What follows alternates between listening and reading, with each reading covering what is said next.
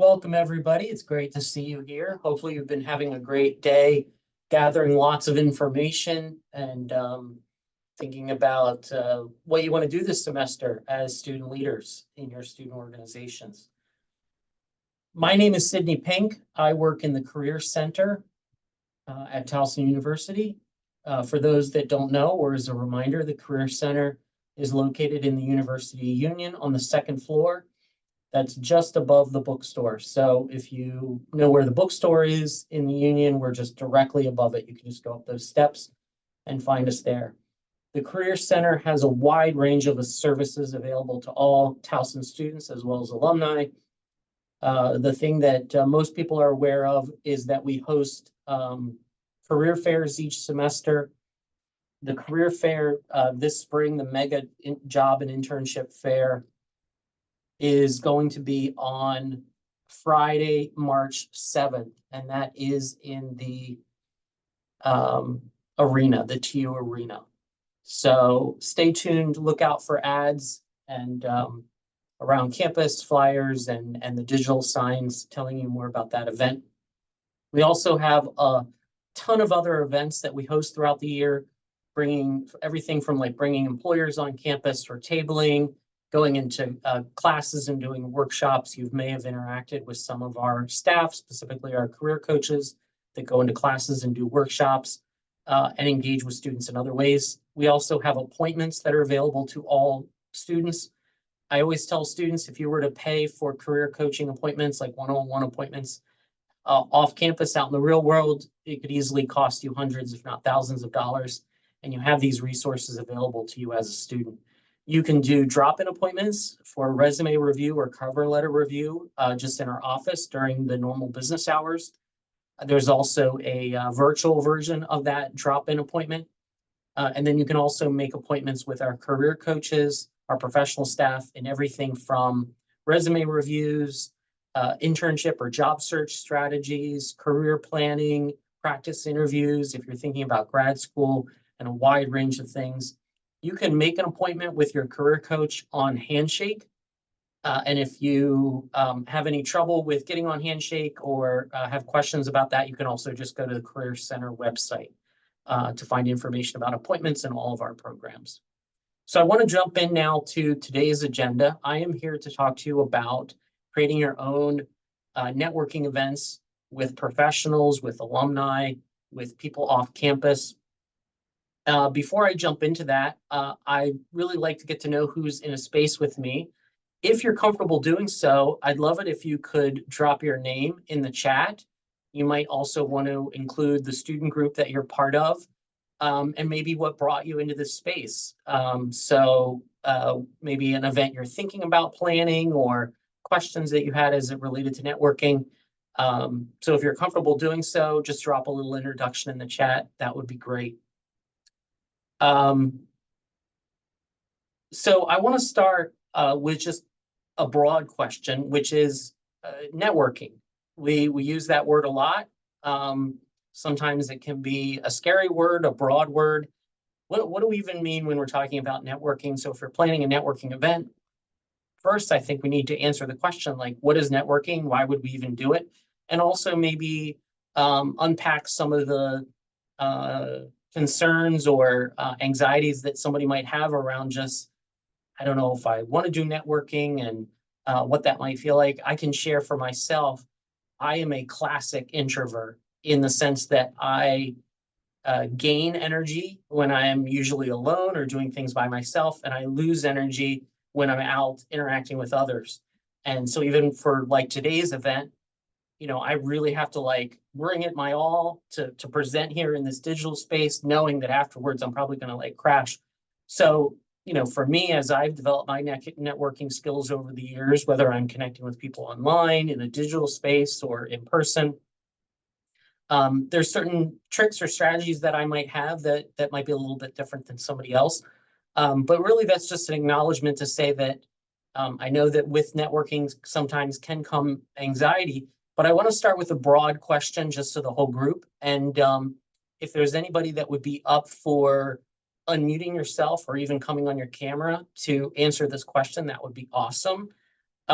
There's no right or wrong answers, but why might networking be important in a career journey? And when I say career journey, that's everything from thinking about what you want to do in the future to actively seeking out opportunities such as an internship or a job, to also things like attending career fairs or career events or organizing your own networking event for your student organization. So my question is, why is networking important in your career journey? Do I have anybody that's up for unmuting themselves and coming into the space? What are your thoughts?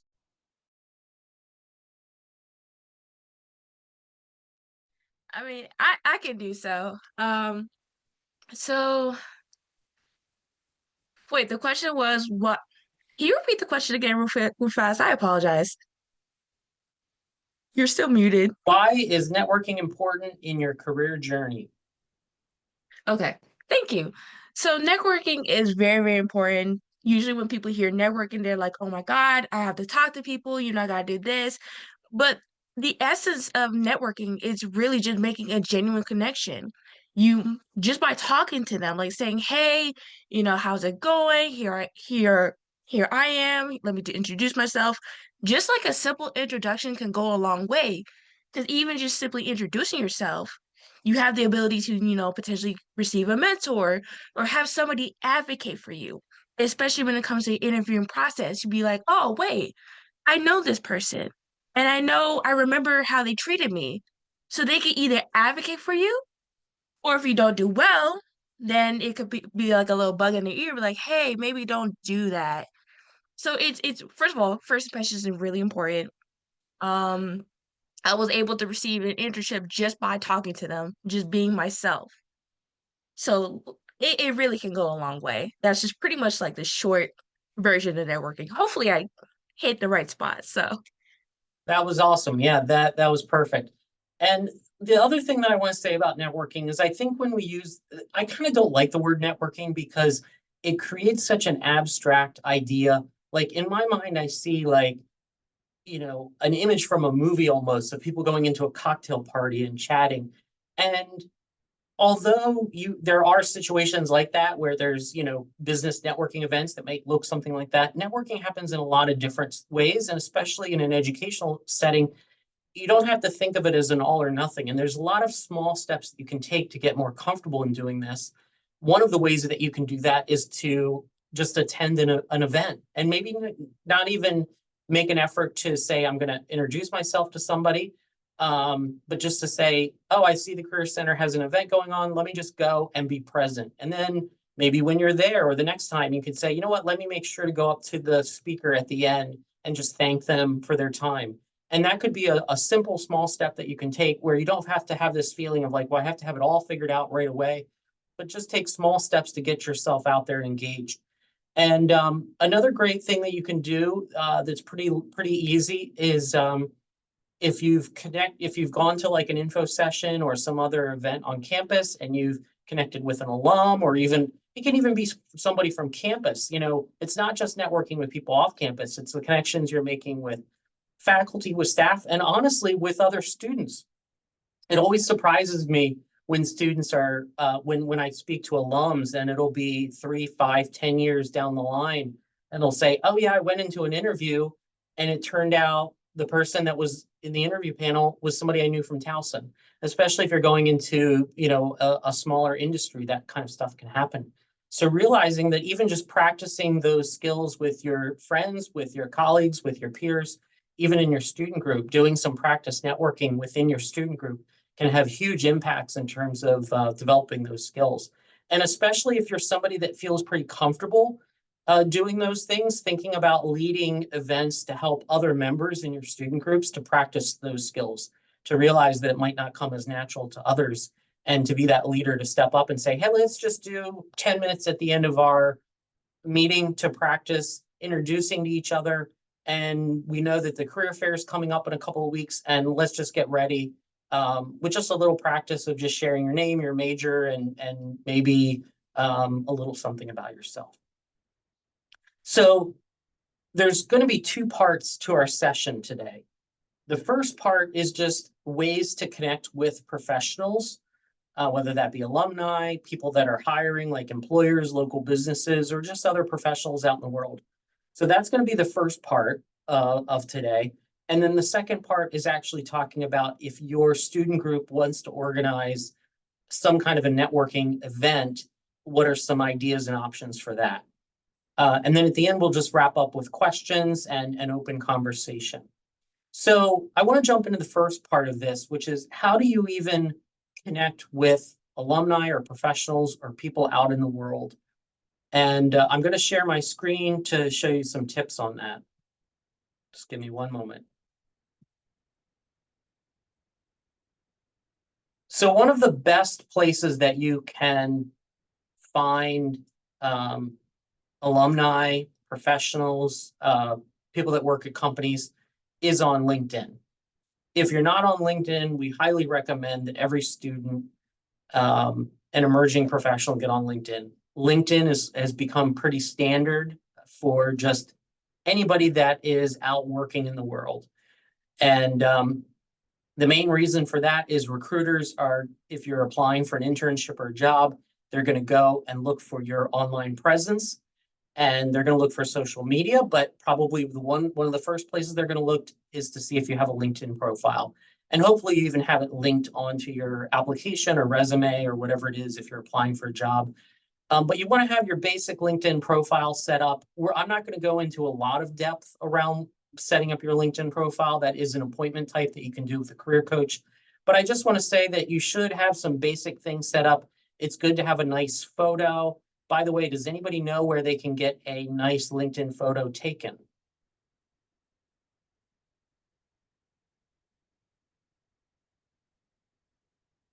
I see in the chat a couple people said the Career Center. So we do have a photo booth in the Career Center that you can come. It's self-service and you can take photo yourself. Also, the photo booth is often at the Mega Career Fair, but here's the tip. There's usually a long line for the photo booth at that time.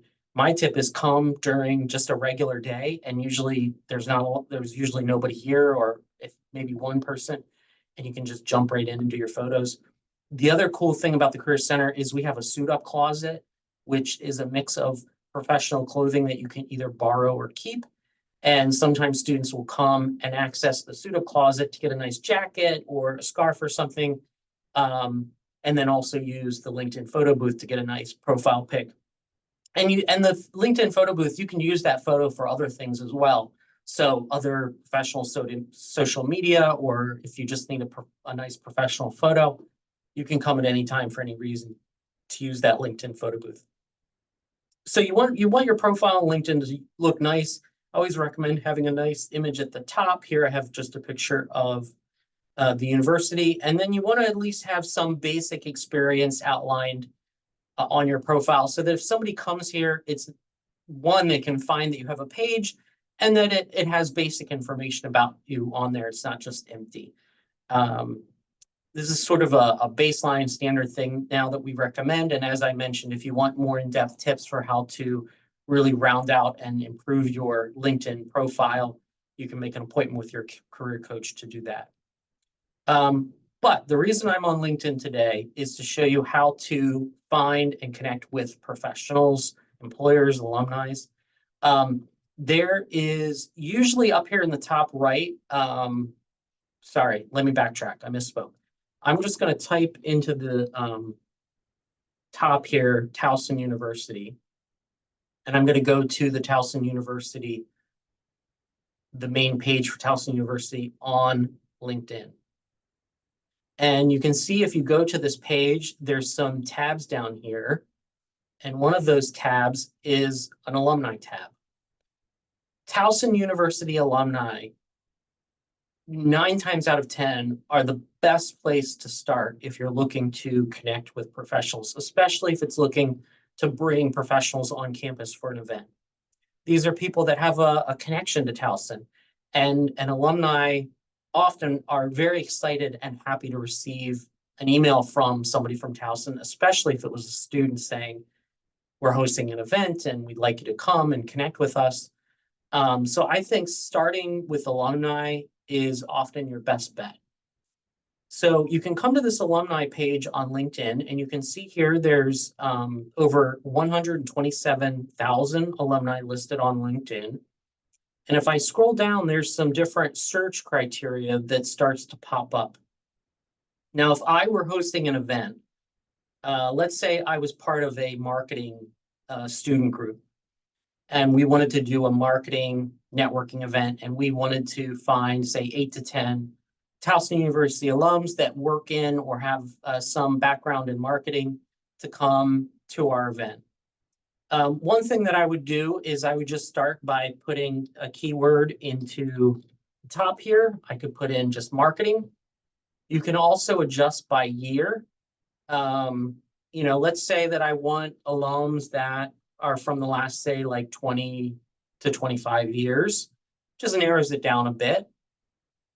If it's going to be an in-person event, I probably want people that are in the Baltimore area. So I could click down here. There's other search criteria you can click, and I can just click Baltimore, and you can see that that adds that search criteria to it. So it doesn't necessarily mean if you type in marketing that they work in marketing, but they have marketing somewhere in their title. So I'm down now to about 2,000 people. And I can also, there's these buttons here where I can scroll through to add other search criteria.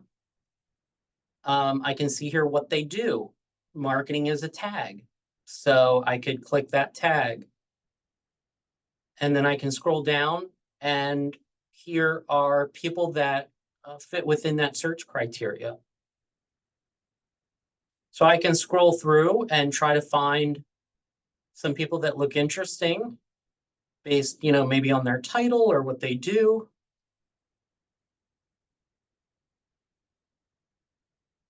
Okay, social media marketing assistant, that looks interesting. I'm going to click on this person, see who they are. So I can scroll down quickly and see, okay, they graduated in 2024 with a degree in electronic media and film from here at Towson University. You can see a little bit about their work history. It looks like this person is early in their career. And in terms of, I recommend that when you're bringing people in for something like a networking event, you're going to set up your own criteria for, obviously the type of people that you want to connect with. If you are looking to link with people that are actively hiring, you might want to look for people that work more in like HR or human resources roles. But also sometimes you want to have a mix. And that's also in terms of where people are at in their career. I always try to have people that are maybe a year or two out in their career, maybe people that are 3 to 5 years out, and then people that are 10 plus years out. Sometimes it can be nice to have that mix, but you're going to set up your own criteria of kind of what you're looking for if you're bringing guests to an event.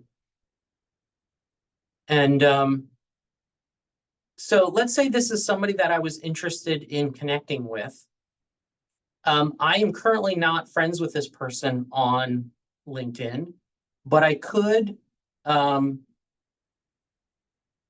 click connect and then add a note, and I could briefly introduce myself here and explain I'm a Towson student hosting an event.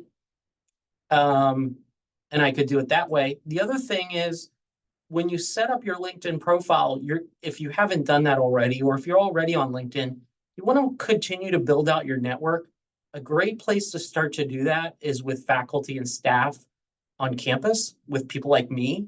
You can friend me, your advisors, your faculty, people that you've met across campus that are in professional roles, people from student activities. People that work on campus have connected with a lot of alums. And so you can see with this person, we do have mutual connections, which would really help if I were to reach out to them, that they would see, oh, we have friends in common, or at least connections on LinkedIn in common. And that would maybe help a little bit in terms of that warm handoff. One thing that I do want to mention is LinkedIn is not the only place that you can find the person's contact info. I can also just try to find the organization that this person works at and see if I can find, if I, for example, go to this page, I could go and see if they have like a directory or a staff listing. And I see here that this person is listed on their website. Let me see, does it have well, it links me back to LinkedIn. Sometimes they'll actually have a link to an email. So that's another strategy for how you could get an email for somebody and reach out to them in that way. Let me go back here to LinkedIn. The one thing I want to say about reaching out to especially Towson alums is if you introduce yourself as a current or recent student of Towson University, and especially if you say, I'm emailing on behalf of this student group, we're inquiring about this event or program, 99 times out of 100, people are delighted to get an email from you. So if you have any anxiety over this, sort of reaching out cold to people in this way, just know that people really love to give back, to connect with people from the same institution they went to talk about the work that they're doing, to talk about their own life and their own professional role. And, sometimes you don't hear back, and sometimes it's not for any particular reason. Maybe the person isn't active on LinkedIn. Maybe they're really busy. Sometimes you will get a response back saying, wow, this is really cool. I don't have time right now. But I will say a vast majority of the time, you will get a very positive response from people wanting to support the events and things that you're doing. So I know I've already thrown a lot out there. I want to open up this next few minutes for any questions you have. And I'm going to catch up here on the chat.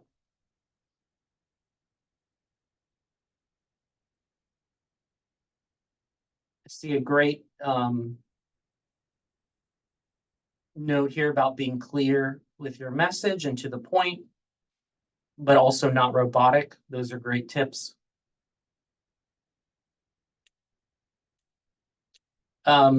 This person made the suggestion of doing a more personal message.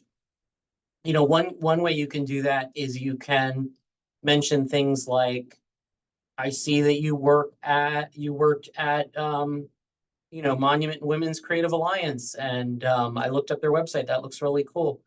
I think it'd be great for our students to learn more about that. So responding, either something specific that you see on their profile, or something in your own education or career journey that you think might be similar or relate to what they're doing, as a way to add in that personal element. Yes, definitely. Somebody's saying, can I unmute myself? Yeah, feel free to unmute yourself anytime. Hi, my name is Kathleen, and I'm the president of the African American Education Organization, AAEO. And I was wondering how would you like go about with reconnecting with, like, for example, I'm an education major, so like reconnecting with like former teachers and like trying to like create like a panel to like talk about what it's like to be in the classroom and like their experience within going to the education field. Mm-hmm. So one of the other fields that pops up here is what they studied. Now these are automatically populated. So let's see if I can pop in education.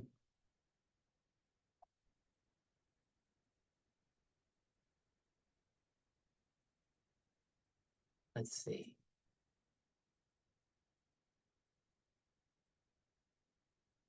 So let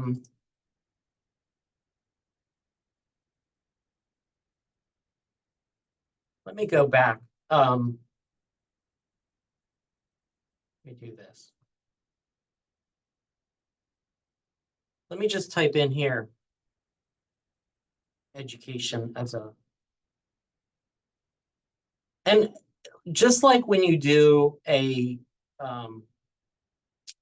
when you put in like search words, keywords in any system, I'm sure you've learned, whether it's, online or in another database system, you always want to play around with different words and different combinations to see what comes up. So, because, sometimes it's just something you have to kind of play around with. So, if I typed in education, I get, over 13,000. Let's say I was doing a virtual panel talk. In that case, it wouldn't matter where they lived. So I wouldn't have to narrow it down to be local. I could keep it wider open, but maybe there's other search criteria that I want to put in. What they do is great. So, over 13,000 alumni have education somewhere in their profile, but this is indicating that they're currently still in education of some kind. So that narrows it down a bit. So now I'm down to 5,000. What they studied. So I could put in, again here, education is what they studied.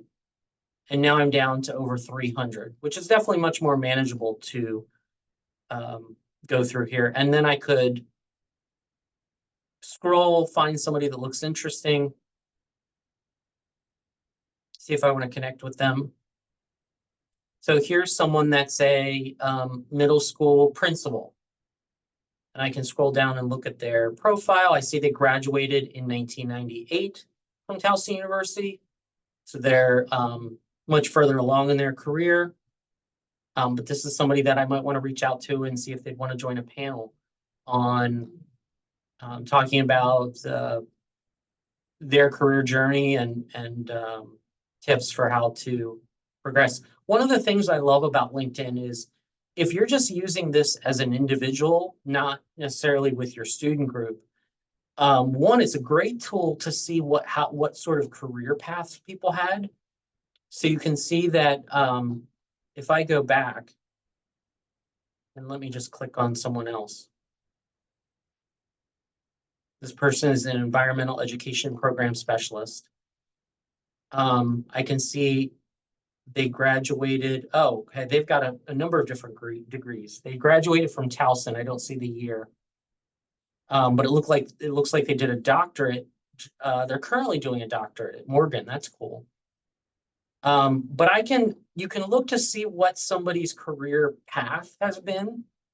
I know that's one of the things that often can be intimidating is when you meet a person, even a recent alum, and they say, oh, I'm at this really cool position and I'm doing this and that.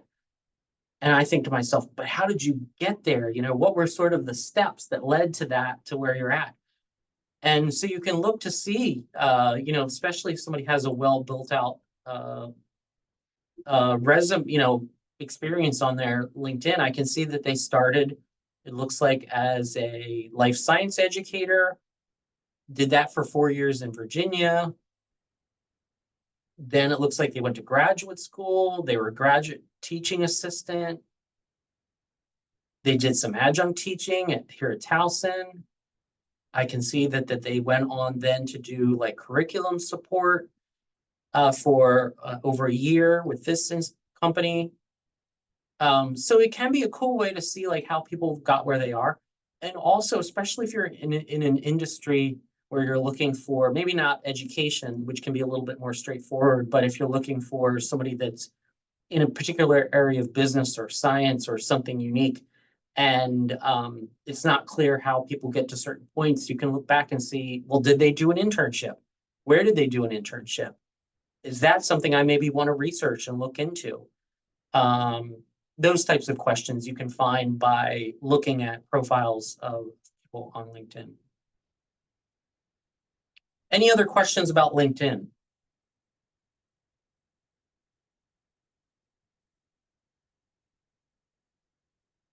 Feel free to unmute yourself.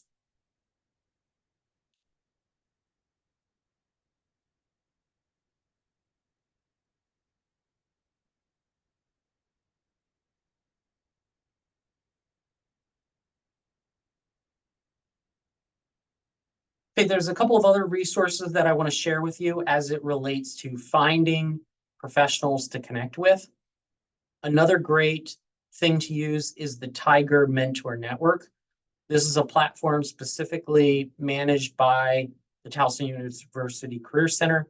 This is where TU alums have put their name into the system and have said, they're okay connecting with and want to connect with students, both on either on an individual level or with student groups. And so you can log into the Tiger Mentor Network. There is a page that tells you all about it, and gives you some additional information. So go and check out the Tiger Mentor Network. Also, while I'm here, I happen to be on this just networking and career conversations page. This is part of the Career Center webpage. You can also see there's a link here to the LinkedIn photo booth that gives you an idea of kind of what it looks like. This is when it was set up over in the arena, but it's just an interactive panel that is self-service. Something else I want to mention here on the Career Center website is on this networking and career conversations page. We have a lot of resources, including these PDFs, that can help you when you're thinking about networking, both as an individual and as a student group, especially if you are a student group that wants to do some planning and some preparation just within your group ahead of an event, whether it's an event you're planning or you're just planning to come to like a Career Center event and you want to do some prep work together. There's some things here. The 30-second commercial is just a one way to say like how to introduce yourself in a brief statement. And so this gives you some tips and ideas on how to do that. There's also a great PDF on informational interviewing. If you don't know what informational interviewing is basically having a short conversation with a professional in the field that doesn't necessarily have a set outcome. So we do advise students on how to go about doing informational interviews, which essentially would be going on to LinkedIn in the way that I just demonstrated, finding alums, reaching out to them and saying, hey, I'm a student at Towson University. I'm researching career paths and career ideas. I see you went to Towson and you're doing a job that looks really cool or I'm interested in. Would you be open to jumping on Zoom for 15 or 20 minutes? I'd love to ask you some questions. You could even go as far to say, my Career Center has assigned me the task of going out and doing informational interviews, if that makes it feel a little better to you. And now because I said that and I work in the Career Center, you can use it and just say, my Career Center has assigned me to go out and do 10 informational interviews, and I'm reaching out and seeing if you'd be willing to connect with me. And like I said before, 99 times out of 100, alums are very happy to do this. And this page gives you some tips and ideas of how you could go about that. This is more for a one-on-one conversation, but you could also definitely do it as a small group. Any questions about this page, the Tiger Mentor Network, or anything I've mentioned so far?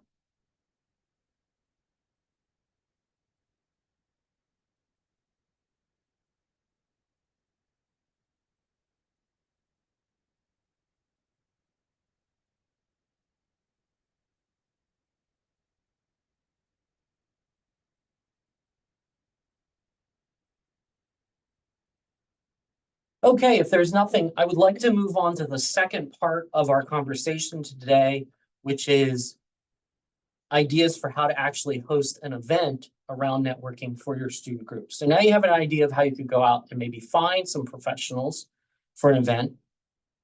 But I want to go through how you would actually plan an event. My first piece of advice would be to say, lean into the resources that you currently have. As a student group, you have access to staff in student activities, as well as in all the student life departments across campus. So reach out to that staff. It might be staff that you know and connect with, or it might be staff you don't know, but reach out and get that support through the student activities and student life offices. For advising, a lot of student groups have an advisor. Reach out to that person to get support and tips and ideas. connect with other student groups that may have hosted events like this to get ideas. Just a reminder, on the student organizations resources page on the website, if I scroll down, there's a whole section on event planning. So maybe go back and review some of those things, especially when it comes to things like reserving space on campus using 25 Live, the Events and Conference Services Guide to Student Events. Just remind yourself about those things. You can also, by the way, on LinkedIn, there's something called LinkedIn Learning. I don't know if anybody's ever used this. You all have access to it as a student. You can just Google Towson University LinkedIn Learning to figure out how to get access to it. Basically, it's through your LinkedIn profile. There are a ton of really great courses on here, that are just recorded courses that you can go through on a wide range of topics. I mean, this not just for events or student work, but just in general, if there's certain kinds of software that you're looking to learn, or certain soft skills like how do I market myself better, or all kinds of things are on here. But one of the things you could do is you could look for like event planning on LinkedIn Learning. There's a great here 50-minute course, Event Planning Foundations.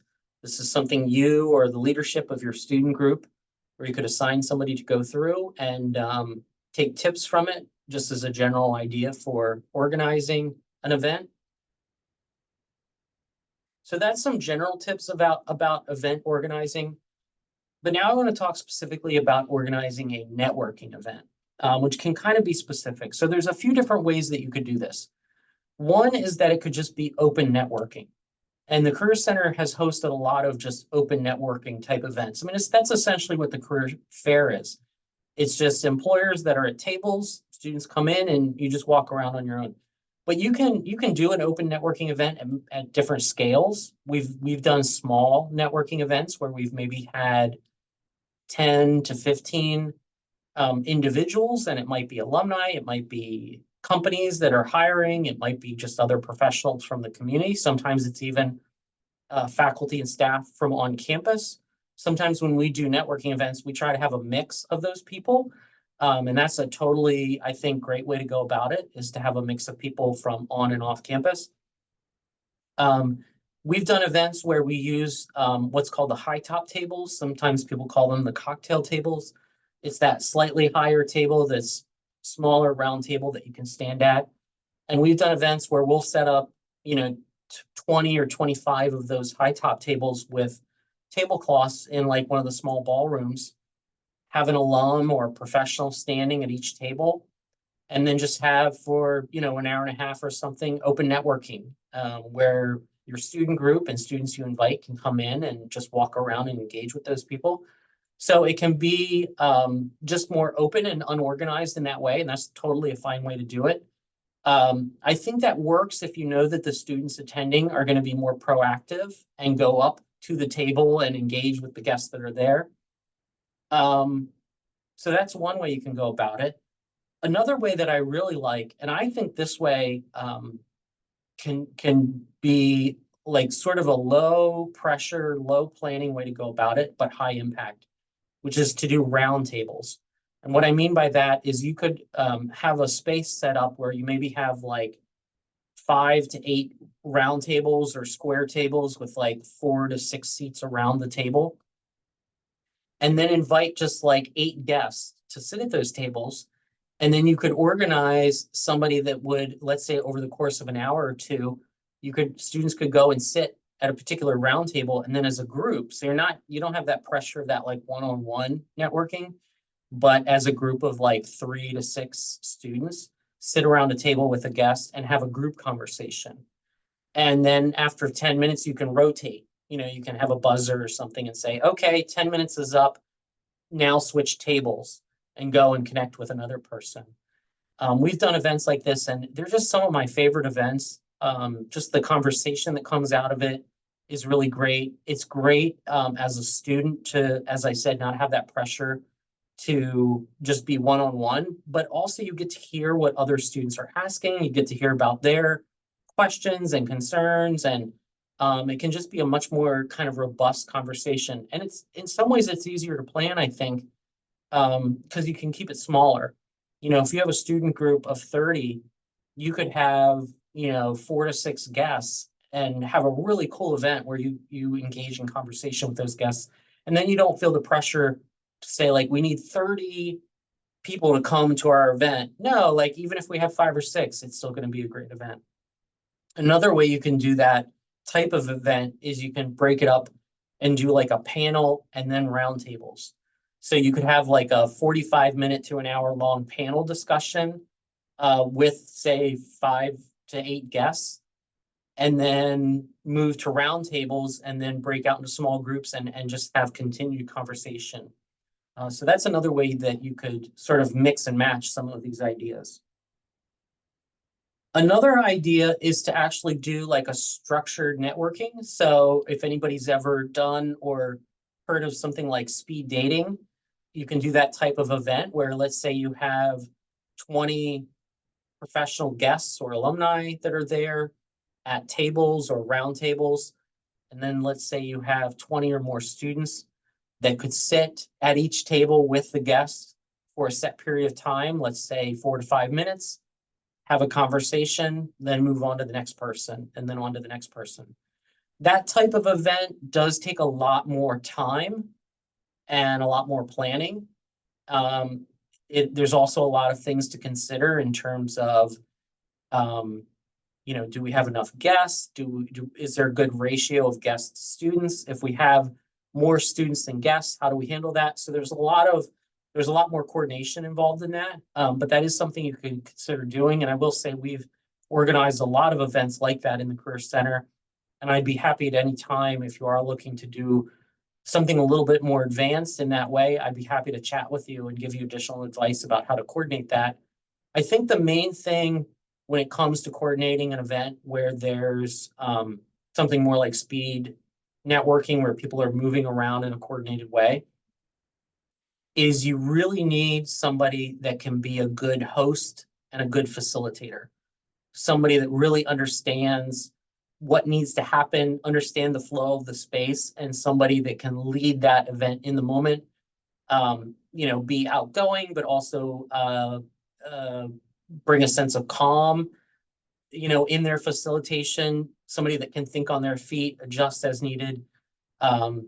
So my advice is, if you're going to do something more structured, to have a person that you feel like can really handle that and lead that effort, not just at the event, but be heavily involved in the planning as well to think through that. And as I said, I'm happy to offer additional advice if that's something you're looking to do, because we've done a lot of that in our office.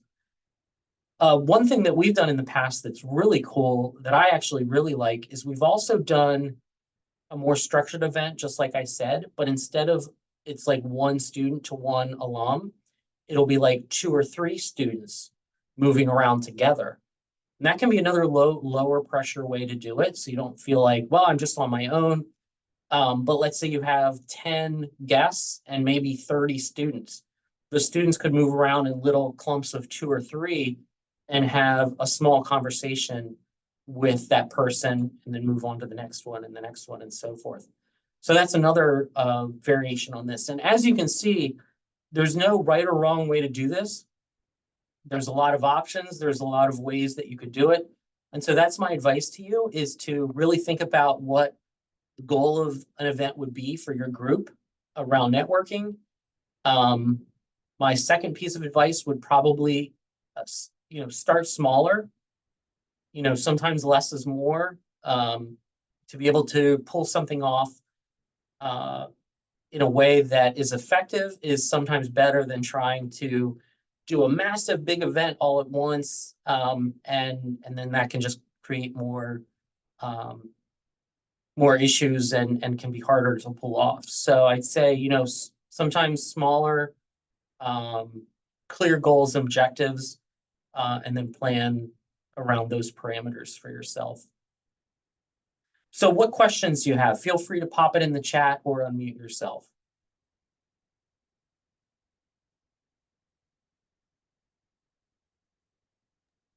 I have another question. So Yes. how will you like start with the process of like creating a virtual panel? Like my organization, we're relatively small and new. We're just trying to like get more people to know about our organization, but not a lot of people show up. But like we're Mm-hmm. create like different events still that would encourage people to come to our events. So how would you go about that process with like creating a panel and kind of like networking within the people in our main like in like the different majors as it relates to our club? Mm-hmm. So there's really two parts to that. One is, I would say if you're if you're not sure what the attendance is going to be, I think having less guests or less panelists could be a better way to go because you don't want to put a lot of time and also invite people to something and then not have a huge turnout.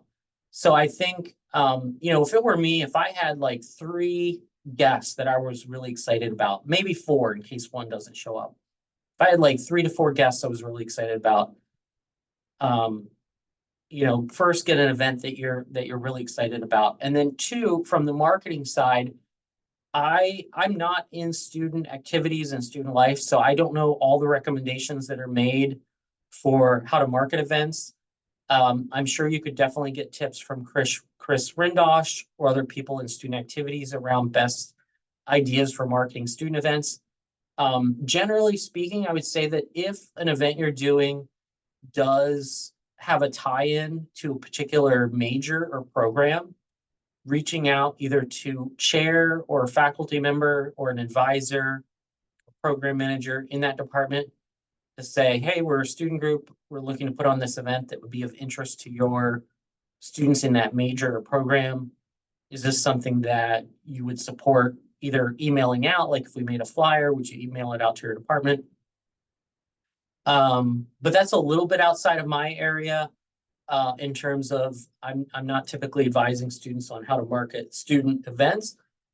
So definitely go back to like um, student activities to ask best, sort of suggestions for how to go about that. Yeah, those are my tips for now. Okay, thank you.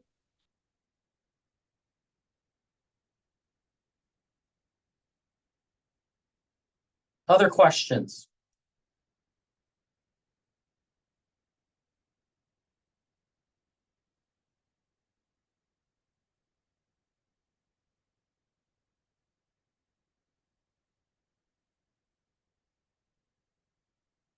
I want to show you a sample layout that we've used for a networking event.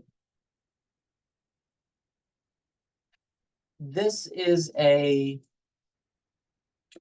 sample layout that we've used for a small networking event. The gray circles are the high top tables, those small round tables. And what we have found is that when we do a organized or structured networking, something like speed networking, where individuals or small groups are moving from table to table, to do like a square format is usually the best. So that way people are just moving from one table to the next to the next. We've done situations where we were in a space and the tables kind of wrapped around in a long snake, but then when the people got to the end, they had to come down to the other end. Got really confusing. So basically, like a square or a circle can be a really great way if it's structured and you want people to just move from table to table to do that. I've also found having the students or the people that move being in the center of the circle or the square can be a really great way to do it because it's just a shorter distance for them to move. If they're on the outside, sometimes it can just get a little bit more confusing. The other thing I've noticed is when I've had students in small groups moving from table to table, sometimes they chat with each other kind of in between rounds. They can be supportive of each other and, oh, what are you talking about? And check in. And that can just be kind of nice. So in this case, I had like the the alumni and the guests in the outside of the square, they stayed where they were. And then every 5 minutes or so, I would just have the people on the inside, which were the students, just move to the next table. So that just gives you a little bit more information of how you might structure something like that. Other questions?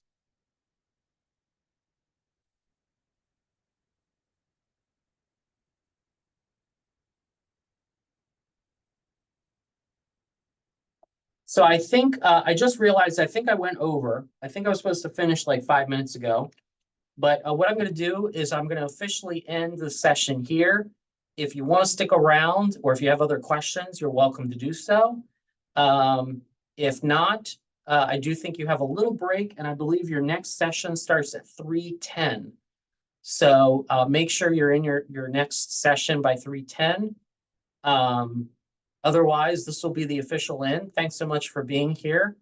And email me at any time. Again, my name is Sydney Pink. My Towson email is just spink@towson.edu. You can find me on the Career Center website.